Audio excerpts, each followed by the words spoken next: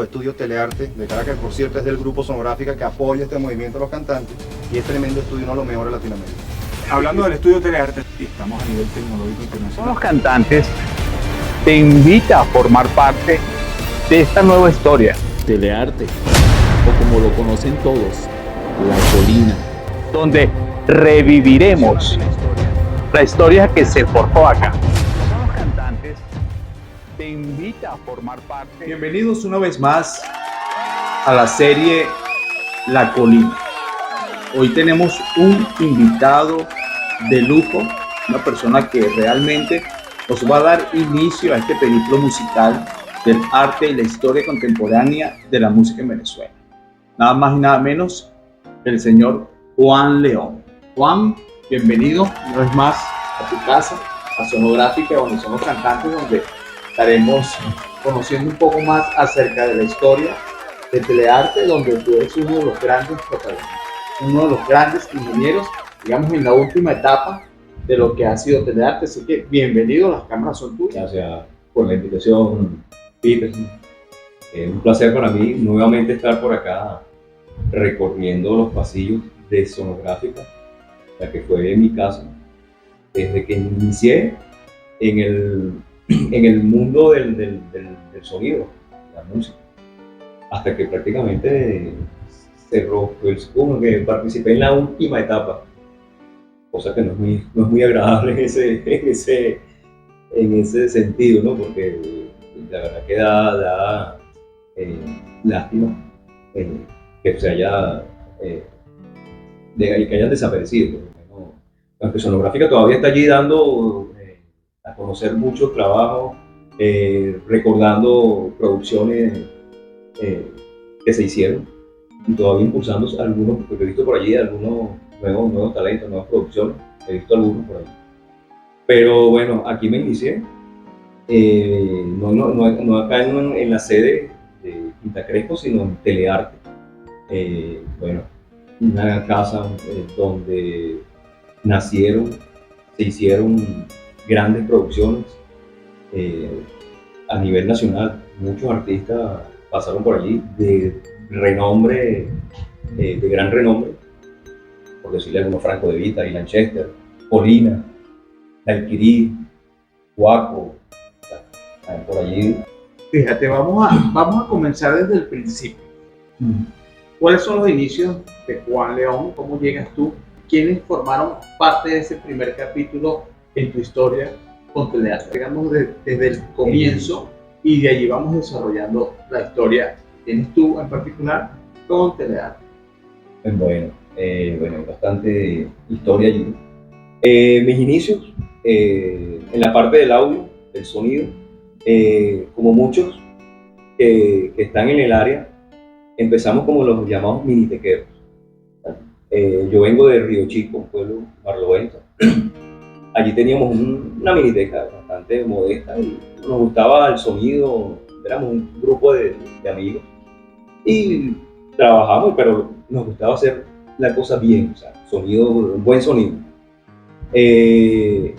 Uno de nuestros compañeros, que era uno de los encargados de controlar el sonido, conocíamos a un otro compañero de allá del pueblo, de Río Chico, que trabajaba en Radio Caracas, un camarógrafo, Julián González, y a través de él llega Clemente Hernández, que es la persona, compañero que también trabajó en Telearte. Él lo recluta y se lo trae a Telearte, comienza allí sus inicios. Luego él me invita a trabajar ya era Sonográfica, el edificio Telearte, los estudios, pero ya cuando se hizo esa transición del estudio de Telearte a Sonográfica. Allí se instalaron la fábrica de cassette de Sonográfica, que estaba en Barquisimeto, se trajo al edificio de Telearte y allí se fabricaban los cassettes. Yo llego a Telearte, por decir el edificio, me traen como, se podría decir como control de calidad de los cassettes. Como conocíamos de sonido, entonces mira, me recomienda y... Sonotec se llamaba. No, Sonotec era una marca de cassette que fabricaba sonográficas que lo sacaban como cassette para grabar, cassette virgen. Y eran ahí era donde se hacía el control de calidad de toda la producción que se hacía de sonográfica. Todos los días salía el LP, ese se seguía fabricando en Barquisimeto. El cassette se trajo a la fábrica de cassette para Telearte, y allí se fabricaba el máster, se hacían los cassettes, y yo me encargaba de chequear, hacer el control de calidad de los cassettes. Después de cierto tiraje, había que chequear para ver si se mantenía el sonido, o sea, si estaba aceptable. Y cada tiraje se iba chequeando. Yo fabricaba el máster, lo entregaba a los muchachos de la fábrica. Ellos hacían, por decirte, después de cada 3.000 copias se chequeaba un cassette para ver si mantenía la calidad. Y así comencé yo, chequeando los cassettes. Claro, estaba en un estudio de grabación donde estaban día y noche desfilando artistas, grabaciones, y me empieza a interesar meterme en las salas. Poco a poco me metía allí, veía, compartía un rato, pero todavía seguía en mi misión, que era chequeando los cassettes. Mira, haciendo una pausa acá, cuando tú dices que hacían los masters para los cassettes, básicamente explícanos acerca de cómo eran esos masters, realmente qué era lo que tú hacías, la parte musical o la parte física, digamos. Era la parte física. No sé, el máster era una cinta de media pulgada, una cinta análoga de media pulgada. Entonces todo era análogo, todavía no habíamos incursionado en la parte digital, todo era análogo. Se hacía el máster, se acababa, todavía existía cara A y cara B. Sí. Entonces se hacía el máster, era una máquina, una grabadora de 4 canales.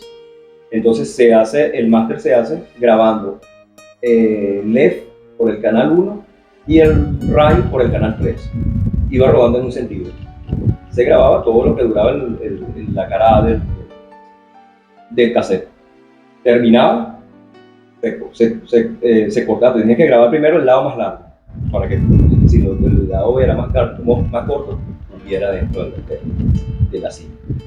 Terminó, se picaba, se le daban 3 pies. Era manual. Eso se hacía manual. Sí, todo eso era montando, conectabas a un DAT, que en ese entonces existía el DAT, o la cinta de 1/4 de pulgada, que ahí fue cuando se hacían los máster inicialmente, en la cinta de 1/4 de pulgada. Era el máster. De ahí pasaba a la cinta de media pulgada. Entonces ese era el proceso. Se transfería del máster, que puede ser un DAT o una cinta de 1/4 de pulgada, a la máquina de media pulgada. Entonces era así, rodaba en un sentido, grabando canal left y right. Luego se invertía, se grababa al contrario, grabando en las otras 2 pistas, que era el canal left right, pero era el canal 2 y el canal 4, para que quedaran los 4. Luego ese máster se bajaba, eso es lo que se llama máster. Era una torta de la cinta, ya quedaba una torta. Se bajaba a la fábrica, ellos la montaban en una duplicadora, se montaba, parecía una nevera, y eso giraba a alta velocidad. Y estaban las esclavas, que eran las máquinas donde se estaba grabando la cinta que iba en el cassette, que era un 1/8 de pulgada, la cintica del cassette. Esas eran tortas, se montaban en esa esclava, y ellas iban grabando a la velocidad real, pero la máquina, la matriz giraba a alta velocidad. Al máster se le ponía una cinta transparente, se empataba, se hacía un loop, se empataba. Cada vez que pasaba esa cinta transparente, él emitía una señal, y era la señal de corte del máster. Cada vuelta era un cassette. Y eso el iba grabando. Cada vez que iba a recibir ese impulso, esa señal, ahí detectaba la máquina que iba a cortar. Y te hago otra pregunta. El sonido, digamos, del máster digamos, a lo que quedaba en una cinta, un cassette, ¿era distinto? ¿Era diferente? Siempre, claro, del máster a la copia, siempre hay una pérdida, pero era muy mínimo. En ese entonces era prácticamente el público Era como un estudio. Imperceptible. Yo te lo digo porque yo era súper fan de cassettes. Yo viví toda mi juventud, mi adolescencia con un Walkman aquí, full de pila y un Exacto. bolso Full de cassette. Entonces yo metía las... Y claro, los sonidos eran... habían sonidos malos, habían sonidos muy buenos. Sí. Y por eso era cuando uno compraba un cassette original, porque uno Claro. llamaba original, o La el sonido diferencia era era diferente. Y a veces cuando uno grababa en la radio, que hay un dicho que ligando que el locutor no puede no, hablar, claro, para que no te... porque uno no sabía cómo que una canción, no sabía el nombre de la canción. Sí, Yo, sí. por ejemplo, lo usaba mucho para hacer las cartas, Ah. ¿sabes? Y escuchaba la canción. Y entonces, bueno, hoy en día estamos con uno de los responsables de conocer esta parte de la historia. Sí. Entonces, bueno, continuemos con tu relato, Exacto. Juan. Bueno, de ahí, para concluir el proceso de duplicado de los cassettes, después que se grababa en esa esclava, esa torta se llevaba a otra, que era la que llenaba en el cassette como tal. Los cassettes venían vacíos, solamente tenían los pedacitos, el pedazo de cinta blanca. Correcto. Exacto. Ese era el empate, ¿no? Ese empate. Entonces, había una máquina que llenaba esos cassettes. Eso era a velocidad impresionante, eso era rápido. Se le metían los paquetes de cassette vacío, de cassette vacío, se montaba la torta ya de la cinta ya grabada que iban a llenar. Y esas cintas se editaba, se pegaba. Y la máquina hacía el proceso de llenado de los cassettes. Empezaba a llenar cuando giraba y el cassette se iba rebobinando. Cuando pasaba ese impulso, la máquina cortaba y empataba ella misma. Y ya los cassettes salían llenos. Y ahí era donde venía el control de calidad. Ahí viene, sí, ya los muchachos se iban llenando en cajas e iban recogiendo. E iban llenando celdas. Y estaban las muchachas, que eran las empaquetadoras. Pero antes de ese empaquetado primero, o sea, después que se le pedía, después en cada máquina, después que pasaban 3.000 copias, recogían una y me la llevaban al estudio. Ahí estaba chequeando a velocidad, ponía a rodar el cassette Velocidad y real. velocidad real. Pero Y tú probabas uno cassette. solo. Y lo ponía a rodar, uno de cada máquina. Uno de cada 3.000. Perdón, creo que eran 6 esclavos, uno de cada esclavo. Ok. Exacto. Cuando ya pasaron los 3.000, yo chequeaba uno de cada esclavo. Si se mantenía, no, la verdad está bien, ya pueden sacar 1.500. Cuando tú escuchabas esa música, digamos, lo que te tocaba hacer como la garantía, de esa prueba de garantía, eso es lo que te lleva a ti como que a distinguir la sonoridad única, Claro. ¿no? del oído. Cuéntanos entonces esa transición. Claro, entonces, ahí de tú estás escuchando, mira, se te va desarrollando porque tienes que afinar el oído o sea, Perfecto. perfección, porque tú tienes que comparar el máster con la copia. Y ahí tú ya notas cuando empieza a perder calidad. Y llegaba un momento que decías, ya, este máster, sácalo, ya tenías otro, pero dependiendo de la cantidad que se pide. Había más máster. Sí, claro, había una copia. Siempre, mira, por lo menos los pedidos en ese entonces eran de 6.000 discos, 6.000 copias. Entonces se sacaba. Ya yo sabía que cada máster le daba para 3.000 copias. O sea, sacabas uno y ya tenías uno preparado. Exacto. Para seguir las 3.000 más. Exactamente. Eso era por lo menos el primer tiraje del disco. Ya salió el disco por primera vez, un tiraje de 3.000. ¿Quién fue, digamos, de entre esos discos? Oye, mira, esto está vendiendo mucho. El disco al que se le hizo más copias, que yo recuerde, cassette. Pero hubo por lo menos, ¿te acuerdas de un cantante colombiano de salsa? El Cali Galeano. Yo me cansé de ser impresionante. Copias. Y después, cuando salió Romance de Luis Miguel, El uno, ¿no? el uno. Eran. Estamos hablando de Cali Galeano el año 93 más o menos. Exacto. Y Romance, creo que Romance en el vino 94. 94, sí, 94, 95. Primer Romance. Ahí tú todavía no eras parte, digamos, de la ingeniería de la- personal del no. teatro, ¿no? Todavía yo estaba en la parte de la fabricación de cassette, pero ya estaba incursionando, metiéndome en los estudios, ya conocía gran parte de los ingenieros que siempre estaban allí, artistas, ya éramos conocidos, pero yo no trabajaba en los estudios. Empecé a meterme a... ¿Y quién te da esa primera responsabilidad? O digamos, mira, ven acá, estamos, siéntate ahí. Bueno, primero vino, obviamente, para tú llegar a un escalón por escalón. Sí. Ya estaba en los estudios. Estaba ahí como que sí, codeándome con la gente de la música, la grabación, la producción. Ya después, por lo menos, el trabajo era de 8 de la mañana a 5 de la tarde. A veces yo me quedaba un poco más y en esos horarios de 7 a 8, 9, que había que por lo menos hacer tirajes, se pedían tirajes grandes, yo me quedaba después ahora haciendo los másteres para que el siguiente día llegaran los muchachos a trabajar. En esos ratos yo me metía en los estudios, yo estaba grabando, por lo menos estaba mi amigo Clemente en estudio, yo me metía en el estudio con ellos a ver el proceso de grabación, empecé a ayudarlos, a recoger los cables, mira, ayúdame ahí. Así se empieza. Así se comienza. A recoger los cables, ya iba conociendo un poquito más, viendo.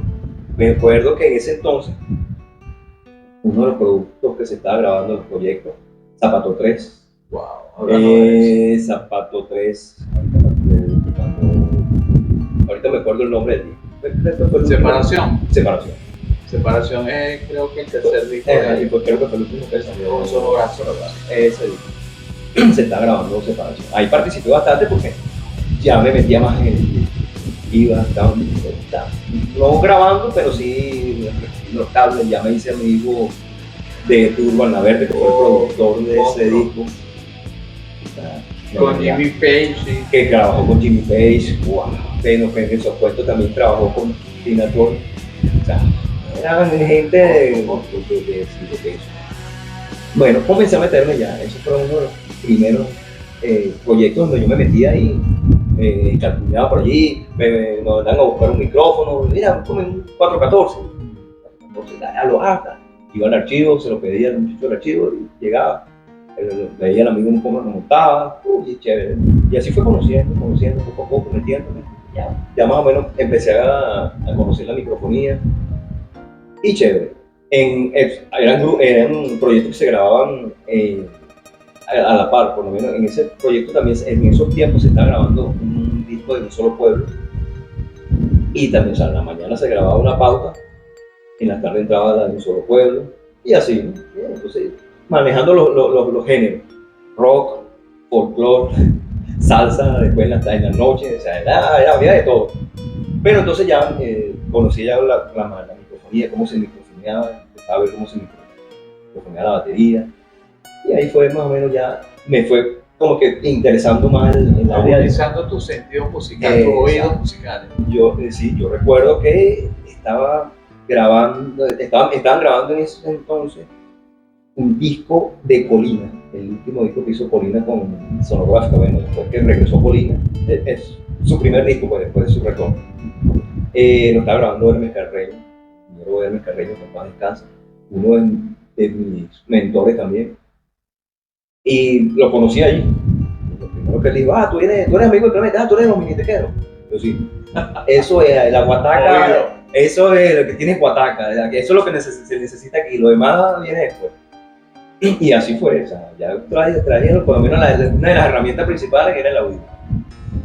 Y bueno, comenzamos ahí, ligándome con ellos, viéndolo cómo trabajaban, más que todo en la parte de microfonía. Yo empecé más que todo viendo la microfonía. En la consola veía muchos botones y yo decía, uy, esto es enredado, todo es falta. Entonces, bueno, empecé a ver la microfonía y así fui, metiéndome poco a poco, viendo todo esto. Juan Carlos Socorro, grabando también otro de los proyectos que ahí participé, fue con Félix Valentín, lo estaba grabando Juan Carlos Socorro, fue uno también de los ingenieros con los que yo más trabajé y de los que más aprendí. Y Juan Carlos en esos momentos, digamos, era el jefe de los... Era uno de los por decir, de los duros. De los duros, como uno decía en el arco, uno de los duros, Juan Carlos. Juan Carlos inició Telearte. Juan Carlos fue uno de los fundadores de Telearte. Y o sea, ya estaba en ese tiempo que yo llegué, ya era ingeniero de Ricardo Montaner. Y, o sea, ya era un ranqueado, pero sí. Y bueno, yo recuerdo que con Juan Carlos tenía cierto encontronazo porque a mí en la pachera, cuando me iba a pachar, a mí me dejaron una vez haciéndole la suplencia a un asistente, un amigo que trabajaba allí. No podía asistir. Y yo, oye Juan, ¿por qué me hagas esta segunda? Porque tengo que salir. Es que te encargue aquí de asistir a Juan Carlos. Ok, sí, dale, yo estoy pendiente. Entonces me dice, no, yo te voy a dejar todo conectado, eso no van a necesitar nada. Tú simplemente estás pendiente. Cuando te llamo, ven. Y yo, no, sí, dale. Yo estaba haciendo unos máster extras esa noche. Y estaba grabando Juan Carlos. Chévere. Me lo llevaba chévere, pero en el trabajo nunca habíamos trabajado, ¿no? Y Juan Carlos me llama una vez, Juan, mira, páchame ahí, inserta un compresor en el canal 5. Inserta un compresor y agarro yo el patch, que es el cable que se utiliza para conectarla, y me pongo así en la pachera a ver. Y Juan Carlos me ve, mira, ya va, esto te voy a explicar una vez. A veces era medio obstinado. Mira, cuando yo te digo inserta un compresor, es aquí, mira, ves aquí, insert. Conectas aquí, busca el compresor, lo insertas aquí, de aquí sacas y entras en el canal otra vez. Ok. Y me salí. Y Juan Carlos se queda. Al rato me vuelve a llamar, Juan. Mira, inserta un. Y uno le paré la explicación. Otra vez con el cablecito. Juan Carlos, bueno, pero tú lo vas a tener que volver a explicar. Mira, ¿qué es esto así? Esto lo va a ver Juan. No, sí. Mi hermano Juan Carlos. Esto, y te lo voy a volver a decir, conecta aquí. Bueno, Juan Carlos, pero si tú sabes por qué no lo haces tú. Eran rebeldes también. No, yo sí. Oye, pero después dije, no, Juan Carlos no quiere saber más nada de mí, más nunca. Pero seguimos allí trabajando y no, después nos hicimos.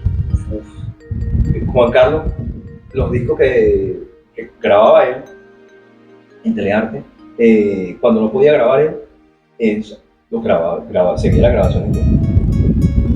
Y cuando yo grababa un disco, Juan Carlos decía, no, grábalo, que lo grabe completamente Juan, y yo Ok, mira, vamos por partes, ¿ok? Me salté un... Sí, te saltaste un salto. Sí. ¿Cuál es realmente, digamos, cómo entras tú, digamos, a esa parte técnica? La parte de... ¿Y con quién te bautizas? Okay. Vamos a hacerlo así. Bueno, luego de estar yo entrando metiéndome en los estudios, mi primer roce con conexiones fue ese con Juan Carlos Socorro. Pero después me quedó como que el gusanito de uy, no me puedo quedar así. Y empecé a meterme más y a fijarme un poquito más en el asunto de las conexiones. Ya le empecé a prestar más atención. Claro, con otro ingeniero, porque con Juan Carlos, a veces, nunca tuvimos, pero sí como que ya, no, yo te voy a explicar lo mismo y esto y lo otro. Pero sí ya me mandaban a buscar micrófonos, ya yo conocía qué micrófonos empecé a conocer qué micrófonos se utilizan para ciertos instrumentos, qué micrófonos deben usar para las voces. Y así fue como empecé. Ya iba a buscar, mira, ya llegó un momento en que, por lo menos ya en la pauta, decir, mira, vamos a montar voz. Ya yo sabía qué micrófono tenía que tener listo, ¿no? Ya sabes qué micrófono usa el ingeniero, tal ingeniero. Mira, viene Juan Carlos Socorro, yo sé que Juan Carlos utiliza para la voz tal micrófono, vamos a grabar percusión, yo sé que Juan Carlos monta tal y tal micrófono en las congas, si vamos a grabar congas en la batería. Y así con José Mendoza, otro ingeniero del cual aprendí muchísimo, que era el duro grabando la salsa en Venezuela. Aprendí muchísimo, igual ya sabía qué micrófono necesitaba para cada pauta. Y así fue. Mi primer fuerte fue la microfonía. Ya yo los veía, ya me arriesgué. Bueno, no ha llegado, déjame empezar yo a microfonear para ver cómo. Oye, cuando llegaba, está adelantado, entonces lo que sea, ajustaron el micrófono y había, mira, tanto le dan esta inclinación, tal micrófono puede servir así, lo pone para aquí, no, y ahí fui formándome reforzando ese aprendizaje de la microfonía. Después vino la parte de la grabación. O sea, grabar no era nada fácil porque antes se grababa en análogo. Había que saber, o sea, tener habilidad aparte de ya la microfonía, saber utilizar el outboard, o sea, los equipos, compresores, ecualizadores, ya manejar la máquina, había que tener cierto cuidado y habilidad. Aprendí de otros ingenieros algunas técnicas de grabación, que con Rafael Enríquez fue otro ingeniero que pasó por allí, que aprendí muchas técnicas de grabación viéndolo. Un rockero, nada. Un rockero, pero uno de los que mejor sonido le sacaba los documentos, Rafael Enríquez. Y que él tenía, o sea, con él aprendí yo como si una máxima en la grabación, que él decía, la mejor grabación, la mejor ecualización es la que no se hace. O sea, cuando tú vas a grabar, trata de capturar el mejor sonido sin alterar la captura del audio, sin ecualizar, sin comprimir. Cuando tú logras que te suene sin procesar, ya ahí vas. Porque ya en la mezcla tienes o sea, como si tienes oportunidad de trabajar más eso, o sea, de sacarle mucho más provecho a cuando ecualizas. Ya cuando ecualizas, alteraste ciertas frecuencias que de repente las vas a necesitar cuando estás mezclando y ya las quitas. Y había una ventaja, o digamos una responsabilidad mayor, porque ustedes estaban en Telearte, y Telearte ya tenía, digamos, todas las condiciones técnicas, sí, para poder presentar los productos que ellos Claro. querían. Y donde, oye, si tú trabajaste allí y te codiaste con los mejores, eso tiene un significado. ya. Entonces, ese significado que estamos plasmando en tu historia. Pero vamos a hablar un poquito de Telearte, ¿verdad? Digamos la estructura. O sea, ¿qué recuerdas tú de toda la formación, tanto física, material y por supuesto espiritual, de lo que te presentaba Telearte para ustedes que hicieron vida allí? Wow. Telearte era, o sea, la sala de grabación, allí se respiraba una tranquilidad, pero o sea, vamos a hablar primero del ambiente que se vivía allí, porque tú llegabas allí, estabas aislado del alboroto de la ciudad, estabas allá arriba en la colina, todo tranquilo. Luego entrabas a la sala, una sala súper acondicionada acústicamente, una de las mejores salas, bueno, en el momento, en los 80, fue la mejor sala de grabación de Latinoamérica. O sea, era la sala, o sea, eso sí era un estudio trabajado con todo el concepto de lo que era acústico. O sea, era el estudio A, que era la punta de lanza de Telearte. Y era una sala que el piso era flotante. Ese piso era montado sobre resortes. La acústica allí, eso estaba aislado. Tú entrabas allí, cerrabas la puerta y los oídos te escuchaban el pitico de los oídos, porque era cero. Wow. O sea, a veces El sonido de una aguja se escuchaba. era incómodo. O sea, cuando entrabas por primera vez, cerrabas la puerta, era incómodo, porque o sea, te sentías en un vacío, pero no oías absolutamente nada. O sea, la acústica era de verdad impresionante. Era una obra, digamos, una obra maestra para la música. Para los sí. Eso era una estructura que era de verdad construido con todas las leyes de la acústica, respetando todas las normas acústicas. ¿Y cuál fue tu primer encuentro, digamos, con esa sala? Bueno, cuando yo llegué a Telearte, la sala estaba, porque en la transición de Telearte a sonográfica, claro, pasaron tiempos, empezaron a deteriorarse ciertas cosas, o sea, no hubo cierto mantenimiento requerido y empezó a fallar algunos equipos, y cuando se hace esa transición, deciden parar el estudio A para hacerle una remodelación. Siguió trabajando en una sala pequeña que estaba abajo, en la sala B, y se grabó gran cantidad de proyectos. mientras la sala A se reacondicionaba. En ese tiempo pasaron varios años, la sala inhabilitada, lo que era la parte de grabación, el control room, inhabilitada. Tenía la consola, funcionaba, pero no se grababa allí porque se desconectó la máquina, la multitrack, la máquina de 24 pulgadas, se bajó a la sala B y ya no había grabadora en la sala A, solamente estaba la sala. Mi primer encuentro con la sala A fue, en la sala A era donde yo chequeaba los cassettes. O sea, imagínate, la acústica del control room, yo colocaba los cassettes y allí era donde yo chequeaba. O sea, ahí yo sabía, la perfección del sonido era allí. Yo estaba como solo en la NASA. Exactamente. O sea, estaba allí escuchaba todo. Allí empecé yo a chequear lo que hacía en la sala, en el control room.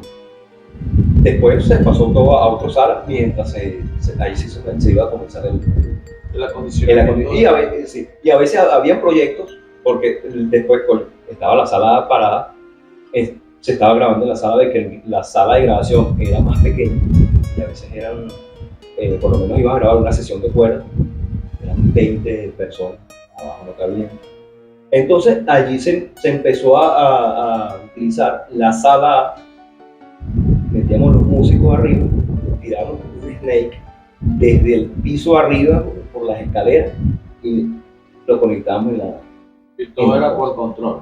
Por el talkback. O sea, porque el talkback ya estaba conectado, el retorno estaba conectado al snake y se escuchaba todo arriba, no como si estuviera ahí, pero que estaban arriba. No lo veía, pero... Y el sonido llegaba inmediatamente cuando mira, cámbiame, súbele. Sí, por la distancia no era mucho. Y así grabamos las sesiones grandes. Se empezó a utilizar la sala A. Recuerdo que eso fue lo hicimos, empezamos a utilizar con Juan Carlos Socorro en el proyecto de Félix Valentín. Tiramos, se usó una sesión de cuerda, como eran como 30 músicos, y se ubicaron arriba y tiramos el snake y grabamos abajo. Estamos hablando de que 95, 94, 95. Estamos, creo que se grabó ese proyecto de esa manera. Así estuvimos usando la sala como un año más o menos. Después sí digo, mira, vamos a remodelar el estudio, muy importante. Entonces ahí sí se paralizó todo y se compró una consola. Más moderna, sí, una consola semiautomática. Y primero se empezó a hacer toda la cantidad, ahí se cambió toda la estructura de madera del control room. Ahí sí se hizo una variación al diseño. Digamos por la nueva tecnología. Por la nueva, sí. Pero eran aún análogos las máquinas. Seguía siendo análogo. Nosotros estuvimos grabando en análogo allí un buen rato. Y tenían muchísimo mejor sonido que las producciones de hoy en día, ¿verdad? Sí, claro. Porque todo era manual y era como... Sí. La diferencia, bueno, ahorita ya con los convertidores análogos pues, se ha mejorado bastante. Pero todavía, cuando se inició la era digital, estaban los dash, ya no estaban las máquinas de 24 tracks, que eran a 2 pulgadas, empezaron a salir los dash, que eran los multitrack digitales. Costosísimos. Aquí en Venezuela fueron pocos los estudios que llegaron. Cuando tú me dices digitales, exactamente cuál es la diferencia, cuál era esa variación. Claro, la diferencia era en la nitidez del sonido. Ya no había el roce de cinta, el cabezal era distinto. Había un cabezal y roce, pero la cinta tenía mucha más capacidad para atenuar ruidos. O sea, tú oías simple oído, por decir. Un ejemplo, ¿qué canción, qué disco, digamos, tuvo esa variación de lo que era lo análogo a lo digital? Es como que difícil. No recuerdo. Recordar en qué disco se dio como ese salto del análogo a lo digital. Pero sí, Ya, por lo menos ya fuera, allá en Londres, pero siempre ha sido la cuna del sonido, de la grabación, o sea, allí ya podría decir que ya en los 90, ya, no, sí, ya en los 90 se estaba grabando digital en los casos. Incluso cuando acá a Venezuela llegan las grabadoras digitales, ya estaban incursionando en otros sistemas que eran empezando a grabar en disco duro. O sea, cuando llega una cosa que ya estaban dando los primeros pasos exacto, en otras plataformas. Todavía con los DAS había el roce de cabezal con cinta. Entonces, pero la diferencia de sonido, la nitidez era considerable. Tú notabas el sonido análogo, o sea, cualquiera persona que estuviera en el audio se daba cuenta, pero igual, la persona que conoce de audio se da cuenta que la grabación digital en ese entonces se perdía peso en la grabación digital. Por la costumbre que existía, ¿no? Porque ya los convertidores tenía ciertas cosas que ya perdía ciertas, por lo menos en la parte del peso, el grave, habían pérdidas que no la daban. Pero bueno, con todo y eso se siguió el boom del digital. Fíjate, y en lo artístico había diferencias. Por ejemplo, digamos con esa transición de lo análogo a lo digital. Mira, tal artista sonaba bien análogo, pero el digital sonó mejor, o era peor. ¿Sí existía? Bueno, básicamente era en la parte del sonido que tú notabas cierta pérdida de peso. Por lo menos en el rock. En el rock tú necesitas lo que llaman el crunch, peso. Y cuando se dan grabaciones digitales, o sea, todo perfecto, limpiecito, que era lo que se buscaba, limpio, perfecto. Pero faltaba el peso. ¿Qué banda, qué grupo, qué cantante más o menos tuvo esa diferencia considerable que tú puedes decir, oye, mira, sí, tal artista? Por lo menos, claro, lo que pasa es que en ese entonces había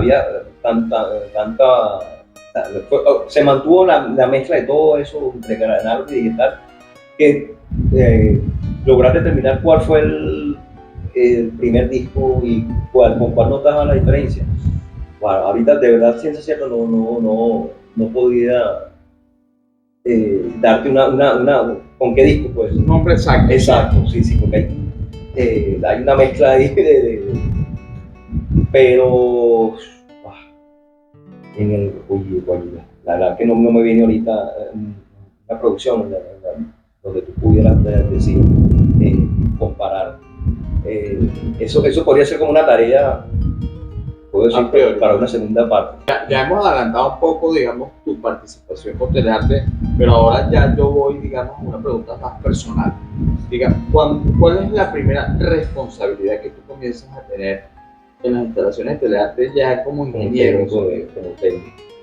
Sí, me salté un salto bastante grande. Mi primera vez detrás de una consola ya sabiendo, dominando un poco más la microfonía y todo eso, fue grabando, se está grabando el disco, creo que fue el primer disco de Luis Silva como sonográfico. Año Enfurecida sería. Enfurecida. Cuando fue la voz. Se estaba grabando ese disco, pero la parte llanera, se estaba grabando la parte del disco en llanera. El ingeniero que estaba a cargo de la grabación, Carlos Ferreira, era el encargado de grabar ese disco.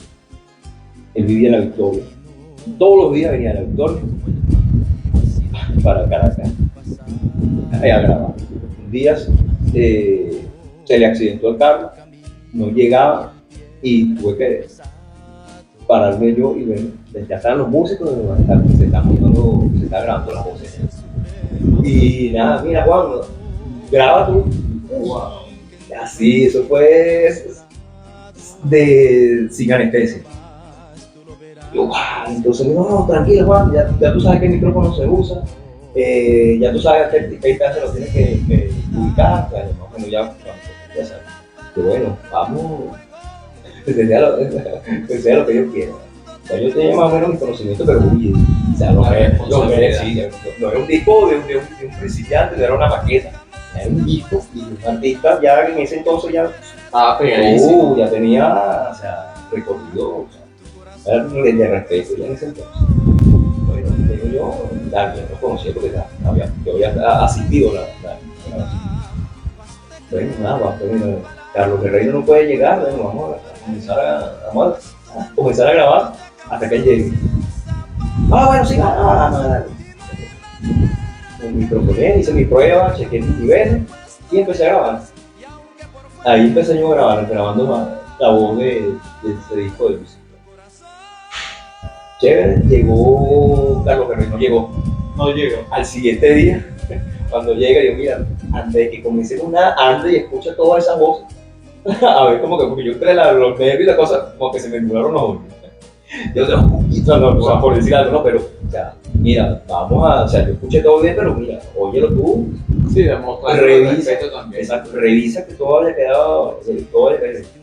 Oye, efectivamente, yo no, Juan, todo está bien. Ok, chévere, gracias a Dios.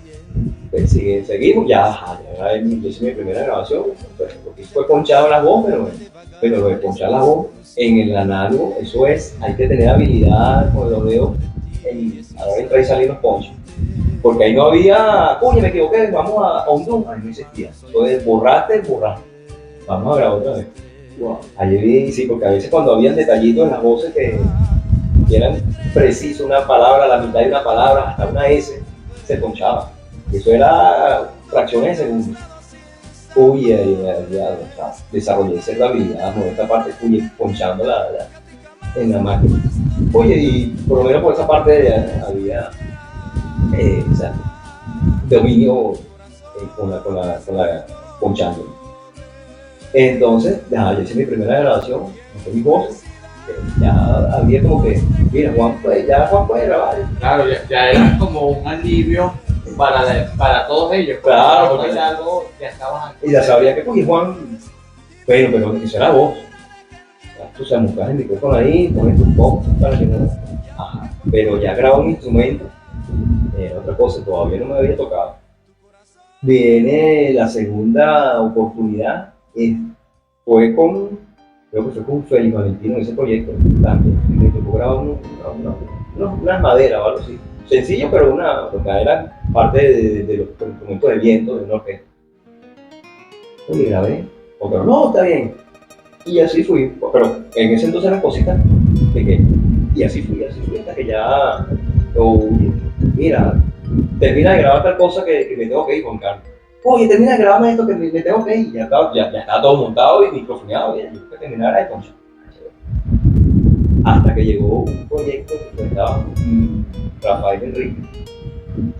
Era un disco, un proyecto que se estaba haciendo de, creo que era Fernando Osorio, de Fernando y Juan Carlos.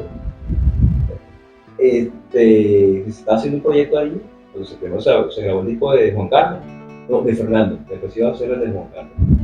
Y yo estaba grabando Ya estaban separados. Sí, ya estaban separados. Y Rafael estaba grabando ese parte de ese proyecto. Y yo escuchaba las grabaciones de Rafael. O sea, sonaba ya, eso está mezclado. No, eso es solamente subiendo fader. Eso sonaba ya como si estuviera mezclado, sonido impecable. Ahí me quedó Entonces yo digo, oye, Juan, ¿cómo te va a ti? Porque nosotros no nos veíamos mucho, porque Rafael grababa las pautas de la nocturna. Ya ahí yo estaba en mi casa. No sé, le decíamos el vampiro porque le gustaba trabajar a esa pauta de 9 hasta amanecer. El vampiro. Sí, mira, Rafael también viene para acá. Sí, oye, un saludo, Rafael, que yo aprendí muchas técnicas de grabación. Y él me decía que lo mejor era no ecualizar. Era la mejor grabación que se hacía, no ecualizar. Y te acostumbrarás a grabar casi que un disco listo. Sí, exactamente. Que te suene sin ecualizar. Si logras eso, ya de ahí la mezcla tienes medio camino andado. Entonces, Rafael me pregunta, mire, ¿qué es esto? Yo, no, ya no. ¿Estás asistiendo todavía? Yo, no, sí, sigo asistiendo. Y yo, no, ¿y no has grabado? No, sí, yo grabé tal voz, tal vez esto. Ah, ya tú grabaste. Ya tú eres asistente, tú eres un ingeniero. Es que tú grabas, ya tú te graduaste, ya estás haciendo como decir, la pasantía de ingeniero. Ya estás. Y yo, bueno, chévere. Y ahí sí ya empecé, ya como asistente, pero ya grababa. O sea, ya me daba la responsabilidad de grabar. En ese entonces vino la grabación del primer disco de Mulato. Hecha para allá. Se hicieron los demos, yo participé en la grabación de los demos, las maquetas con Mulato, que Mulato era a Pablo con varios compañeros de una banda que tuvieron ellos entre bandas, o sea, eso fue una mezcla entre varios. Hicieron Mulato y se hizo el demo, la maqueta, para presentárselo a su programa. Total que en el camino no sé qué pasó. Esa transición, fíjate, eso que tú estás hablando allí, eso no lo conocía yo. O sea, ustedes también hacían un demo para presentar un proyecto. Sí, claro, porque en Telearte había 3 salas de grabación. Era la sala A, que era la principal, estaba el estudio B, que era un poquito más pequeño, y estaba el estudio C, que era una sala pequeñita. Para grabar voz. Se hacían locuciones y todo eso. Y allí se llegaba, por lo menos, los artistas que de Sonográfica les pedían un demo, los mandaba a grabar en el estudio C. Ellos llegaban con su secuencia, sus voces, solamente allí montaban voces, unas guitarras, cosas así, que eran por líneas, teclados. Y bueno, se grabó la maqueta. Yo después que empezaba, ya trabajaba en el estudio C. Ya ese estudio C era como pan comido para Exacto. terminó Después ahí sí, ya grababa, ahí hacía mis maquetas y todo eso. Ahí, chévere. Después se da el proyecto de Mulato. El proyecto de Mulato fue el primer disco que se grabó ya en la sala renovada. Ese es el primer proyecto. El primer proyecto que se grabó. Que viene siendo el mismo cubículo. En la misma sala, pero ya con el control room moderno. O sea, la consola digital, el monitoreo nuevo. Y ahí se graba el primer proyecto. Wow, eso no lo sabía. Sí, lo grabó Juan Carlos Socorro y lo co-grabé yo. Ingeniero, yo asistía y grabé parte como... ¿Aparecen en los créditos del disco? Sí, pero creo que parezco como asistente todavía porque para que te dieran el crédito del ingeniero había que rodar un poco. Grabé gran parte del disco hecha para allá. ¿Qué tal fue esa experiencia? Cuéntanos algunos anécdotas. Sí, no, buenísimo porque hubo una química. Había un físico. Sí, porque bueno, el reggae es algo que y a todo el que con el reggae se molesta. Eso tiene pinta de salsero. Todo el mundo sí, no, y todo el mundo se dominó algo de percusión.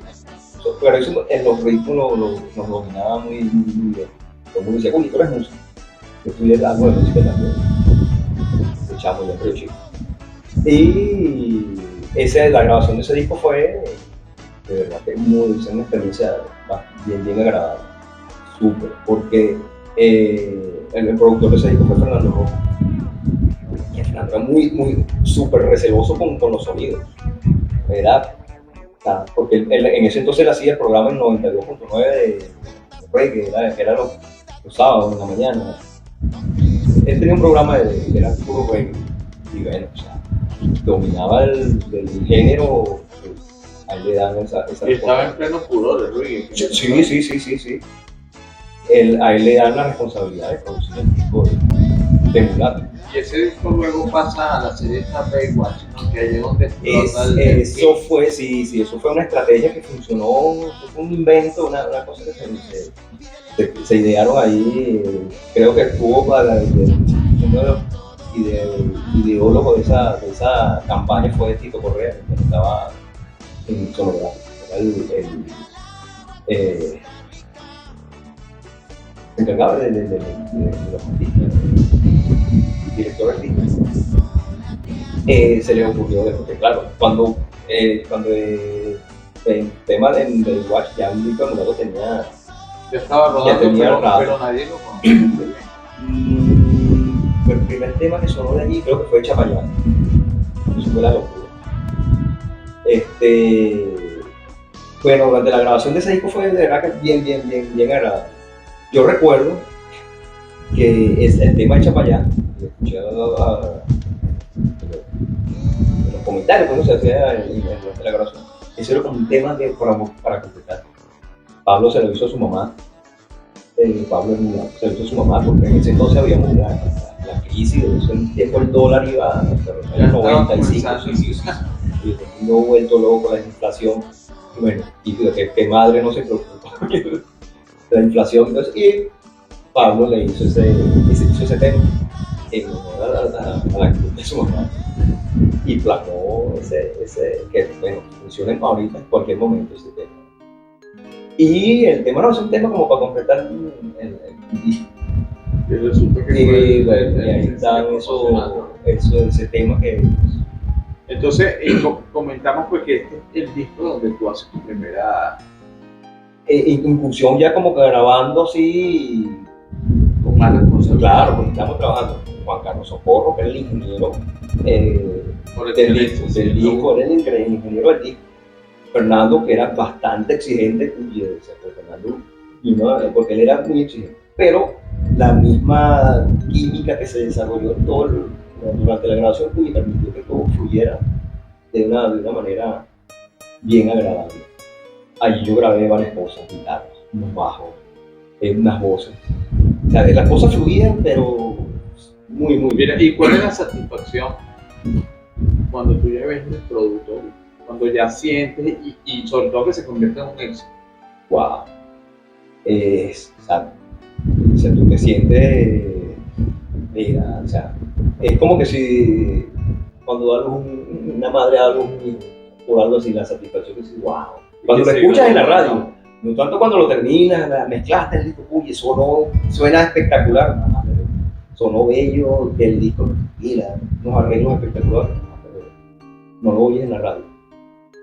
Cuando tú logras oír tu tema en la radio, wow, Lo logré.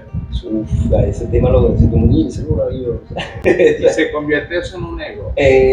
Mira, depende de cómo lo manejes. Digamos, no un ego negativo, pero sí un ego sano. Claro, porque te da, oye, mira, o sea, te da más confianza en Claro. No, y entonces si funciona, o sea, hablo, por ahí funciona una vez, pero si pegas el tema, uy, ya entre los mismos ingenieros, mira, oye, tienes un tema pegado, oye. O sea, existía ese algo entre ustedes. Claro. ¿Y quién tenía más temas pegados? Juan Carlos Socorro. Miguel Ángel Arrardo, que habían participado en el proyecto. Juan Carlos Socorro grabando, estuvo participando con Cata de Guitarra. Sí, la época, digamos, la época cantante realmente. Sí, Miguel Ángel Arrardo y Jordano. Tú que entras ya, digamos, en otra generación, digamos, una generación de relevo importante en un estudio sumamente importante, digamos, y que fue uno de los primeros en Latinoamérica. Incluso lo comparamos con el Abbey Road de los Beatles. Oye, entonces, ya tú con esa responsabilidad, ¿qué sigue más adelante? O sea, ¿cómo comienzas tú ya a ser protagonista de la historia de Tejada? Bueno, ya una vez que ya tienes, como decir, la experiencia, aunque poca grabando, pero sí ya, o sea, grabando productos, participando en productos de nivel.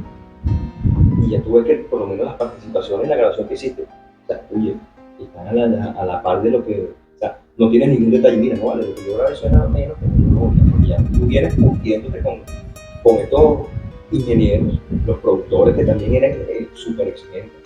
Tú tenías que dar lo mejor, o sea, no había, no, que tú no puedes, no, quedó más o menos, no. O sea, tienes que mantener el averaje de lo que se tiene haciendo. O sea, no había, ya grabé 3, 4 temas, pero ya están a nivel de lo que está en el disco en general. Ya empiezan a darte cierta responsabilidad de proyecto. Mi primer proyecto después ya había tenido tiempo participando en grabaciones como ingeniero auxiliar. Fue. Es que creo que fue disco completo. Digo, Hecho tú solito. completico. Si mal no, Omar Enrique. El disco donde salí, bueno, el primer disco, no, segundo disco de Omar Enrique. Porque el primer disco era un disco que ya él llegó al estudio se vino de Maracaibo ya con el disco grabado, y en el estudio se le hicieron algunas mejoras, se le agregaron unos ciertos arreglos, y se completó prácticamente el estudio, el primer disco, y se mezcló. Entonces, viene siendo Omar Enrique ese primer protagonista de tu historia Como desde Telearte. Bueno, fíjate, ya nosotros estamos llegando, digamos, al final de la historia en este primer capítulo contigo. Ahora, yo quiero, digamos, hacer ya una remembranza de lo que fue esa última parte de tu persona en Telearte. De cuando tú estás, digamos, en la parte de fama y aplauso, y por supuesto, digamos, finalizando esa historia, ¿verdad? Donde obviamente vamos a dejar algunas cosas allí pendientes para un segundo capítulo. Claro.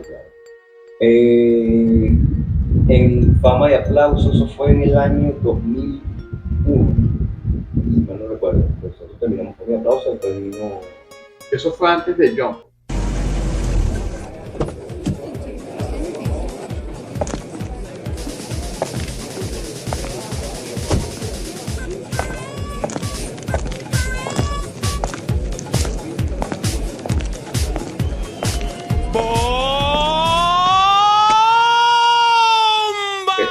Se ve bien que antes de John. Tú eres el que graba Sí. ese éxito de la bomba. De la bomba. Háblanos un poquito acerca de la bomba y terminamos con Fama y Aplausos.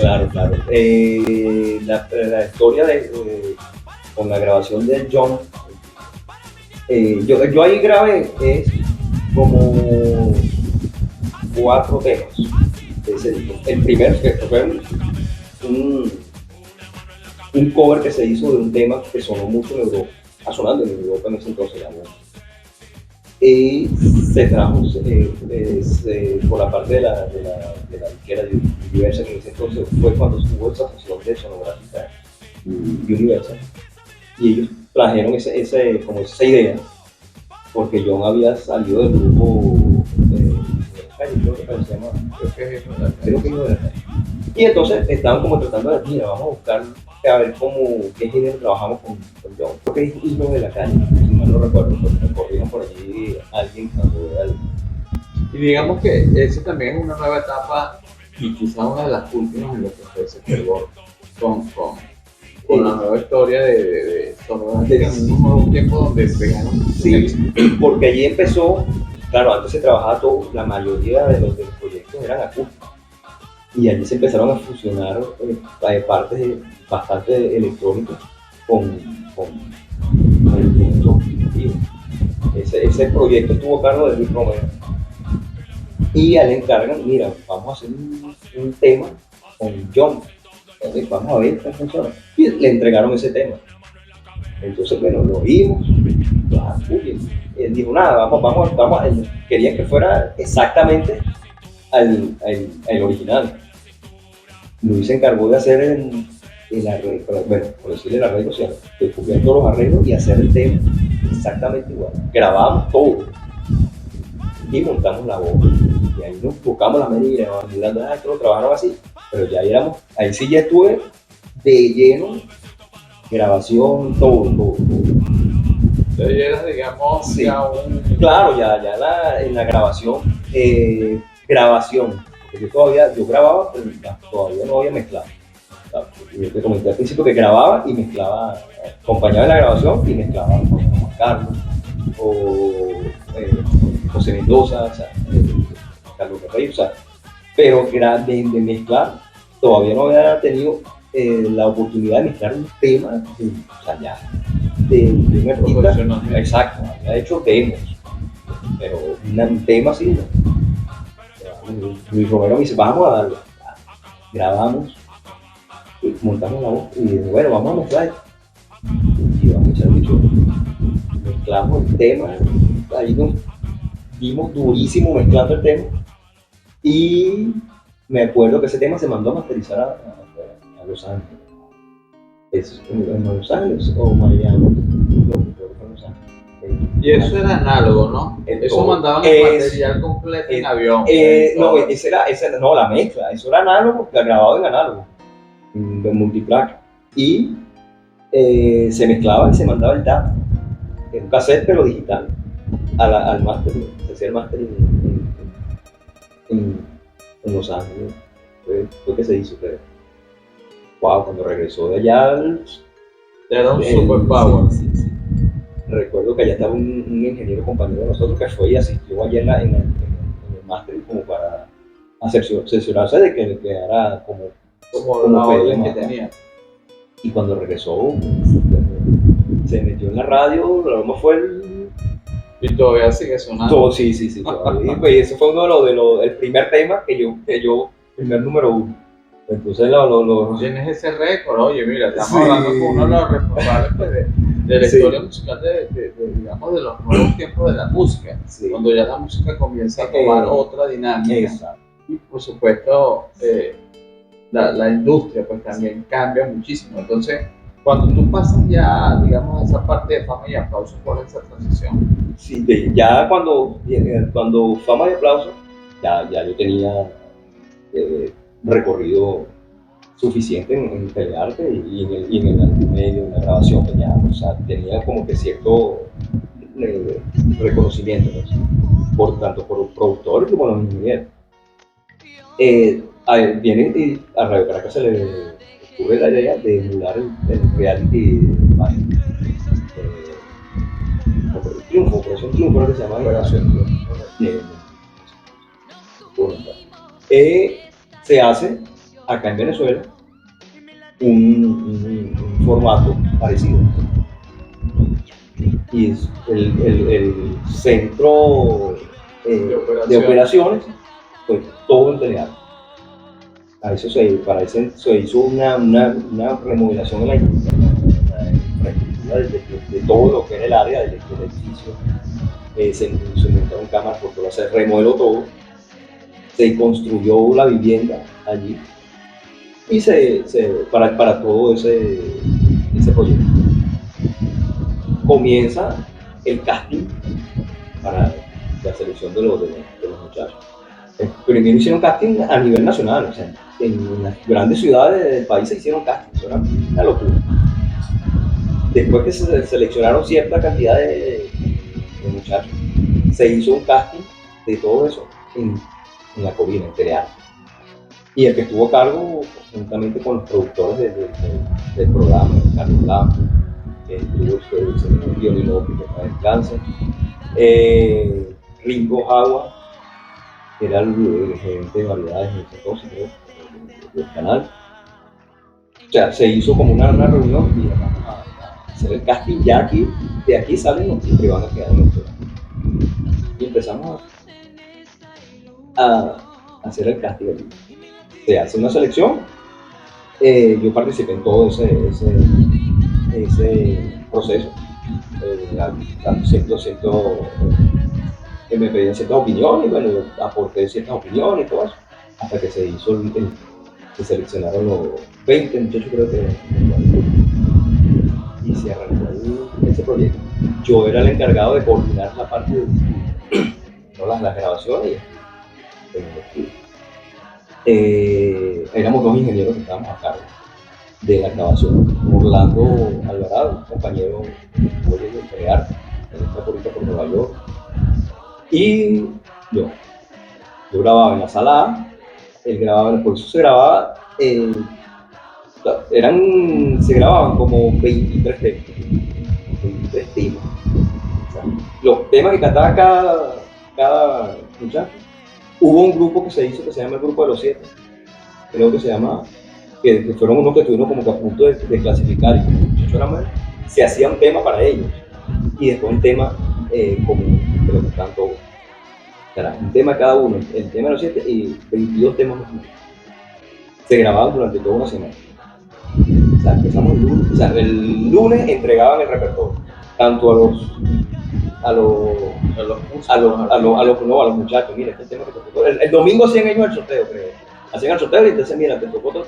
Y el lunes entregaban creo que les mandaban a los productores un correo con los temas que les tocaba a cada quien. Ellos empezaban a investigar la música y empezar a hacer los arreglos. El lunes empezamos, el productor que tenía adelantado, empezamos a grabar el lunes. A las 10 de la mañana comenzaban las pausas. Nosotros trabajábamos de 10 de la mañana a 10 de la noche, grabando 20 temas, 23 temas.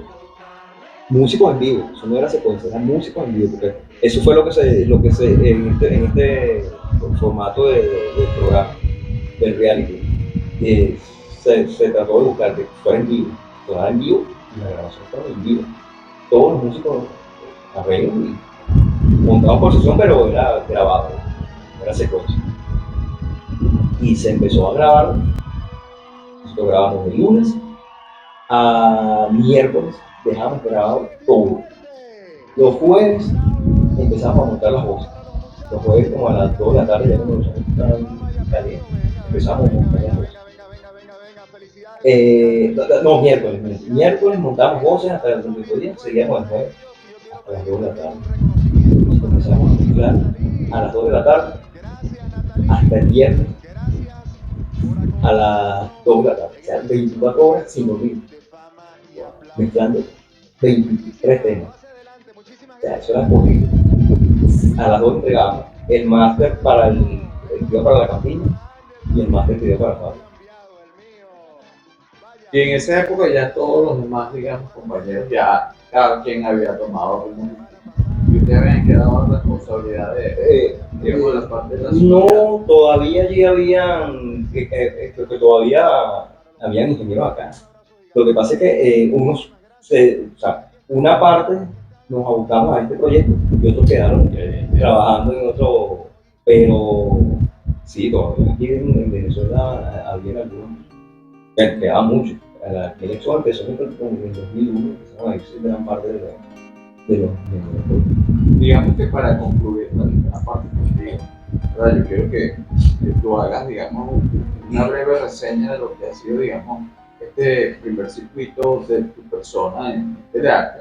Y por supuesto, finalizando con tu mensaje, digamos, a esos compañeros y a todos los televidentes que están pendientes de esta serie, donde vendremos una segunda parte. Okay. Bueno, la experiencia en telearte fue de verdad muy el aprendizaje allí fue excelente, o sea, muy grandísimo. Aprendí tanto en la parte de audio como personal, o sea, el desarrollo personal, o sea, ligarte con tantos personas, distintos caracteres, o sea, de número. En la parte del audio, por allí pasaron los mejores ingenieros. Y de allí, bueno, ya me inicié, o sea, fueron mis inicios. Y bueno, allí prácticamente empecé en una etapa hasta que prácticamente se cerraron las puertas de telearte como tal, porque yo recuerdo que el último tema que yo grabé allí, cuyo que duele decirlo, fue el tema de despedida de Radio Caracas, el cierre, la bajada de telón de Radio Caracas. Eso te tocó a ti. Eso me tocó a mí grabarlo. No fue o sea, la experiencia no fue, o sea, agradable en el sentido que estás trabajando en la dinámica, pero sí que está diciendo como que algo para que ponerle el punto a una etapa, un punto final a una etapa. Fue bastante triste trabajar, pero fíjate, fue prácticamente se cerró bajo el telón en ese momento. O sea, tuve esa, no sé si esa dicha o esa desdicha. Sí, por decirlo así, porque grabé ese último tema allí en telearte, Bueno, en los Juan, estudios de telearte. hay muchísimas cosas que seguir. Obviamente la vamos a hacer en una segunda parte porque ya el tiempo se nos agota y ya me están haciendo señas allá en producción. Sí, nos faltó mucho. Y bueno, ha sido un honor, un placer tenerte acá con nosotros. Y sé que vendrá una segunda parte. Así que las cámaras son tuyas para que envíes un saludo a todos los espectadores que están allí mirando esta entrevista y por supuesto a todos tus compañeros que estarán allí pendientes de todo lo que vamos muy pronto a mostrar por acá por nuestro canal. Ok, bueno, de más está agradeciendo la invitación a esta iniciativa sonográfica y a Peter con este formato que se está haciendo para el recuento, una rememoranza de todo lo que fue telearte. Invito a todos, tanto músicos, productores que pasaron por telearte, que cada quien aporte su experiencia vivida allí en telearte, que sé que fueron muchísimas y hay grandes experiencias bonitas, a otras puede que no sean muy agradables, pero historia de fue un estudio donde se hizo historia de la música. O sea, gran parte de la historia de la música nacional fue construida en telearte. Entonces a todos aquellos productores que estuvieron allí, los invito a que participen, aporten su granito en este programa que se está haciendo para conmemorar a telearte. Bueno, ha sido Y agradecido nuevamente por esta invitación. Muchísimas gracias, Juan. Un honor tenerte aquí. Espero, bueno, para la segunda vuelta. Ha sido todo por hoy. Rock and roll.